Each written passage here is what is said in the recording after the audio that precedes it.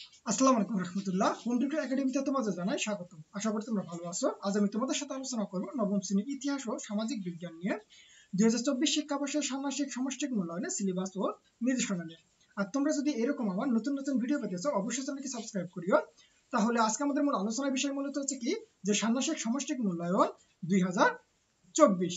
তাহলে এখানে কি বলতেছে, বিষয় ইতিহাস ও সামাজিক বিজ্ঞান নবম শ্রেণীর শিক্ষার্থীদের জন্য নির্দেশনা। কি কি থাকবে, যে মূল্যায়নের প্রজেক্ট নাম, তাহলে পরিবার ও সমাজে আমার ভূমিকা। তাহলে এখানে কি থাকবে, যে পরিবার ও সমাজে আমার ভূমিকা শীর্ষক এই প্রজেক্টটিতে আমরা তিনটি কাজ ধারাবাহিকভাবে করব। প্রথমে আমরা নিজ ও সহপাঠী পরিবারের সদস্যদের আত্মপরিচয় ও আচরণিক প্যাটার্নের বৈশিষ্ট্য খুঁজে খাতায় লিখব। এরপর পরিবারে আমাদের অবস্থান ও ভূমিকা সম্পর্কে লিখব এবং দ্বিতীয় কাজটি আমরা জোড়ায় করব। তাহলে সেখানে বৈজ্ঞানিক অনুসন্ধান পদ্ধতিতে সহপাঠী সাক্ষাৎকার ও প্রতিবেদন থেকে নববর্ষ উদযাপন বিষয়ক তথ্য সংগ্রহ করে প্রতিটি অর্থাৎ একটি প্রতিবেদন লিখব এবং সবশেষে নিজ এলাকার মানুষের জন্য নিঃস্বার্থভাবে একটি কাজ করার কর্ম পরিকল্পনা করব। তারপরে এখানে কাজ একে কি বলতেছে আমাদের, যে চলো একে অপরের পরিবার সম্পর্কে জানি। তাহলে ক, নিজ পরিবার। তাহলে আজ আমরা সহপাঠীর পরিবার সম্পর্কে জানব। এজন্য আমরা প্রথমেই নিজেদের পরিবার সম্পর্কে ছক একে উল্লিখিত বিষয়গুলো নিয়ে চিন্তা করে তথ্যগুলো লিখব। তাহলে ছক একে কি বলতেছে, যে আমার পরিবারের তথ্য।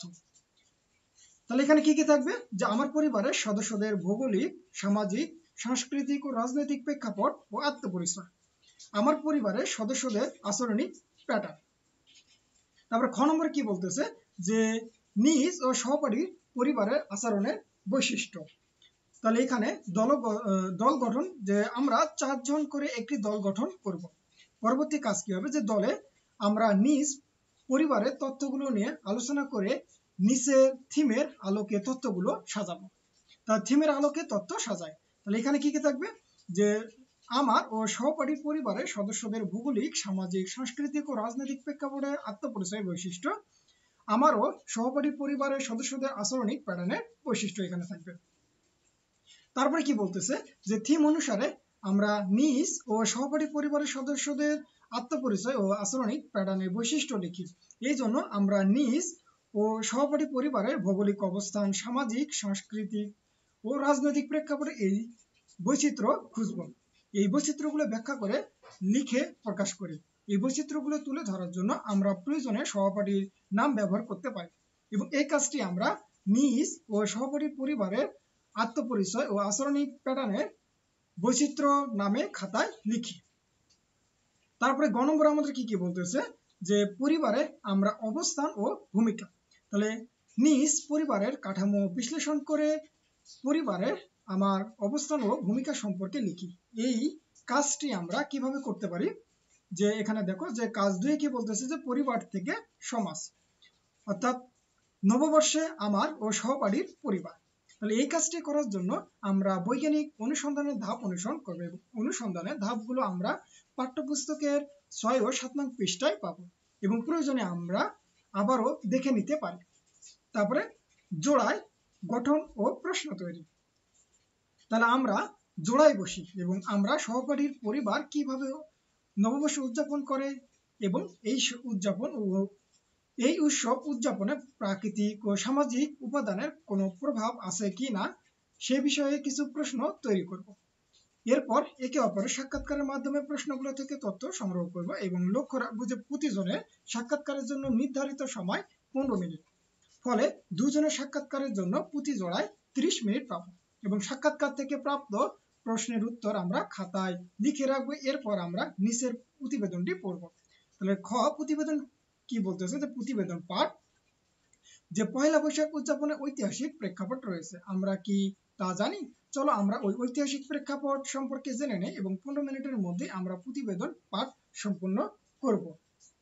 তাহলে এখানে পয়লা বৈশাখ উদযাপনের ইতিহাস। তাহলে এখানে কি কি ইতিহাস রয়েছে, যেভাবে আমরা শুরু করতে পারি, যে বেশিরভাগ ইতিহাসবিদ মোটামুটি একমত যে 1556 সালে মুঘল সম্রাট জালালউদ্দিন মোহাম্মদ আকবরের শাসনামল থেকেই বাংলা নববর্ষ উদযাপন হয়েছিল এবং বাংলাদেশের জাতীয় জ্ঞানকোষ ও বাংলাপিডিয়ার তথ্য বলছে যে সম্রাট আকবর তার রাজত্বে খাজনা তোলার প্রক্রিয়া সহজ করতে 1584 সালে 10 বা 11 মার্চ বাংলা সন প্রবর্তন করে। নতুন সনটির নাম দেওয়া হয়েছিল ফসলি সন, পরে যা বঙ্গাব্দ নামে পরিচিত পায়।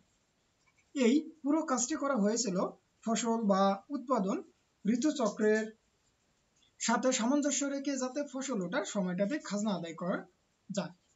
তাহলে এই ধারাবাহিকতায় বাংলার কৃষকেরা চৈত্র মাসের শেষ দিন পর্যন্ত জমিদার, তালুকদার এবং অন্যান্য ভূস্বামীর খাজনা পরিশোধ করত। এর পরের দিন অর্থাৎ বৈশাখ মাসের প্রথম দিন ভূস্বামীরা তাদের মিষ্টিমুখ করাতেন। এই উপলক্ষে তখন মেলা বসত এবং আয়োজন করা হতো আরো নানা অনুষ্ঠান।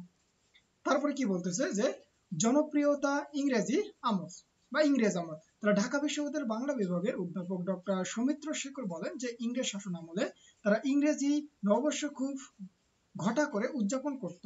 আর এই প্রতিক্রিয়ায় তৎকালীন ভারতবর্ষের বাঙালি সহ অন্য যে জাতিগোষ্ঠী ছিল তারাও ইংরেজি বর্ষবরণ অনুষ্ঠানের বিপরীতে তাদের নিজস্ব বর্ষ উদযাপন শুরু করে। তারপর পাকিস্তান আমলে কিভাবে করত, যে পাকিস্তান আমলে আইয়ুব খানের সরকার বাঙালিদের নববর্ষ উদযাপনে বাধা দেয় এবং বাঙালি মনীষীদের জন্মদিন বা রবীন্দ্র শতবর্ষ উদযাপন নিষিদ্ধ করা এবং কাজী নজরুল ইসলামের বিভিন্ন লেখাকে কাটছাঁট করা বা তার লেখাকে সাম্প্রদায়িকরণ করা। এবং এই প্রতিবাদে বাঙালিরা তাদের সংস্কৃতি ঐতিহ্য বিশেষ করে বাংলা নববর্ষকেই সামনে রেখে প্রতি বছর একত্রিত হওয়া শুরু করলো। এই ধারাবাহিকতায় জন্ম হয় ছায়ানটের। আর এই প্রতিষ্ঠানটি প্রতি বছর রমনা বটমূলে রবীন্দ্রসঙ্গীত গেয়ে বর্ষবরণের আয়োজন করতে থাকে। তাহলে এটা কোথা থেকে নেওয়া হয়েছে, মূলত সংগৃহীত অংশবিশেষ বিবিসি নিউজ বাংলা 14 এপ্রিল 2023 থেকে এটা মূলত নেওয়া হয়েছে। তারপরে এখানে দেখো গতে কি বলতেছে, যে সাক্ষাৎকার ও প্রতিবেদন থেকে প্রাপ্ত তথ্যকে খাতায় উপস্থাপন, অর্থাৎ তুমি সাক্ষাৎকার এবং প্রতিবেদন থেকে যে তথ্যগুলো পাবে এগুলো খাতায় উপস্থাপন করতে হবে। যে আমরা ইতিমধ্যেই নিজ ও সহপাঠীর পরিবারের উদযাপিত পহেলা বৈশাখ সম্পর্কে প্রশ্নোত্তরের মাধ্যমে তথ্য সংগ্রহ করছি। তাহলে উপরের প্রতিবেদন থেকে পহেলা বৈশাখের ইতিহাস সম্পর্কে জেনেছি। এই দুটো তথ্যের উৎস থেকে আমরা যে তথ্য সংগ্রহ করেছি তার নিচে উল্লেখিত বিষয়ে বিশ্লেষণ করব। তাহলে জোড়ায় আমাদের মতামত উপস্থাপন করব। এরপর এককভাবে পহেলা বৈশাখ উদযাপনে প্রকৃতি ও সমাজের প্রভাব শীর্ষক একটি প্রতিবেদন লিখব এবং প্রতিবেদনের নিচে দুটি বিষয় উদাহরণ সহকারে যুক্তি দিয়ে খাতায় উপস্থাপন করব। যে 1 নম্বর কি বলতেছে, যে পহেলা বৈশাখ উদযাপনের ইতিহাসে বাংলার ভূপ্রকৃতি ও সামাজিক উপাদানের প্রভাব কি ছিল। তারপর 2 নম্বরে পহেলা বৈশাখ উদযাপন বাঙালি সংস্কৃতিতে পরিণত হওয়ার পিছনে প্রকৃতি ও সমাজের প্রভাব কি রয়েছে। তাহলে সর্বশেষ আমরা জোড়ায় সহপাঠীর কাছে মূল্যায়নের জন্য তীর্থ মূল্যায়ন রুবিক্সটি খাতায় লিখে পূরণ করব এবং 20 মিনিটের মধ্যে আমরা এই কাজটি সম্পূর্ণ করব। তাহলে তীর্থ মূল্যায়ন এখানে কি কি থাকবে, সহপাঠীর নাম, ইউনিক আইডি বা রোল নাম্বার থাকবে। এখানে জোড়ায় কাজে আমার মতামত, হা না ইত্যাদি এসব টিক চিহ্ন দিয়ে মূলত এটা কি করতে হবে, পূরণ করতে হবে। তারপরে আমরা যদি 3 নম্বরে আসি, যে চেতনায় দেশ ও মানুষ। তাহলে এখানে আমরা এর মধ্যেই বুঝতে পেরেছি যে বাঙালি সংস্কৃতি পয়লা বৈশাখ উৎসব উদযাপনে রয়েছে ঐতিহাসিক প্রেক্ষাপট এবং পাকিস্তান আমলে আমরা দেখেছি যে এই উৎসব উদযাপনের বিরুদ্ধে ষড়যন্ত্র করেছে তৎকালীন সরকার, কিন্তু বাঙালিরা তাদের অস্তিত্ব ও শিকড় ধরে রেখেছে। তারা নিজেদের উপর ধেয়ে আসা সব ষড়যন্ত্রকে রুখে দিয়েছে। এই জন্যই তো আমরা সাহসী এবং দেশপ্রেমিক ও আবেগী জাতি। ভালোবাসি মা ও দেশকে এবং দেশ যেন আমাদেরই মা। মাকে যেমন আমরা শ্রদ্ধা করি, বুকে জড়িয়ে ধরি, স্বর্গে তৃপ্তি বোধ করি, ঠিক তেমনি দেশের মাটিও যেন আমাদের জন্য স্বর্গতুল্য। এই মাটি, গন্ধ, বাতাস, নির্মল আকাশ যেন আমাদের কাছে মায়ের মতো প্রিয়। তারপরে কি বলতেছে, যে মুক্তিযুদ্ধ আমাদের দেশের অনেক সন্তান যুদ্ধ করেছেন, দেশের জন্য আত্মত্যাগ করেছে, আমরাও দেশের সন্তান। এখন মুক্তিযুদ্ধ নেই, কিন্তু দেশ ও মানুষের জন্য আমরা কি করতে পারি। বাঙালিরা একত্রিত হয়ে মুক্তিযুদ্ধ করেছে দেশের স্বার্থে, ঠিক তেমনি আমাদেরও এক হয়ে কাজ করতে হবে এবং আমরা সবাই মিলে একসাথে ভালো কাজ করলেই দেশ ও মানুষের অগ্রগতি হবে। তাই আমরা আবার দলে বসে যাব এবং দলে বসে আমরা একটি কর্ম পরিকল্পনা করব এবং কর্ম পরিকল্পনাটি হবে এলাকার মানুষের জন্য নিঃস্বার্থভাবে একটি কাজ করার পরিকল্পনা। আমরা এই কাজটি দলের সবাই মিলে কখন কিভাবে কার সহায়তায় করব তা ঠিক করব এবং এই কাজটির মাধ্যমে আমরা কতজন মানুষ কিভাবে উপকৃত হব তাও নির্ধারণ করব। তাহলে প্রত্যেকে খাতায় আমরা এই পরিকল্পনাগুলো লিখবো। তাহলে আশা করি তোমরা বুঝতে পারছো। মূলত এতটুকু তোমাদের হচ্ছে নবম শ্রেণীর যে সামাজিক ও ইতিহাস, যে অর্থাৎ ইতিহাস ও সামাজিক বিজ্ঞান রয়েছে তার জন্য প্রশ্নপত্র। তোমরা এতটুকু করলেই তোমাদের জন্য হয়ে যাবে। আর আমি চেষ্টা করব তোমাদের এই ইতিহাস ও সামাজিক বিজ্ঞান উপরে এই কোশ্চেন গুলোর উত্তর করার জন্য। তাহলে তোমরা অবশ্যই, যারা নতুন তারা অবশ্যই চ্যানেলটিকে সাবস্ক্রাইব করো। তাহলে তোমরা সকলে ভালো থাকো, সুস্থ থাকো, আল্লাহ হাফেজ।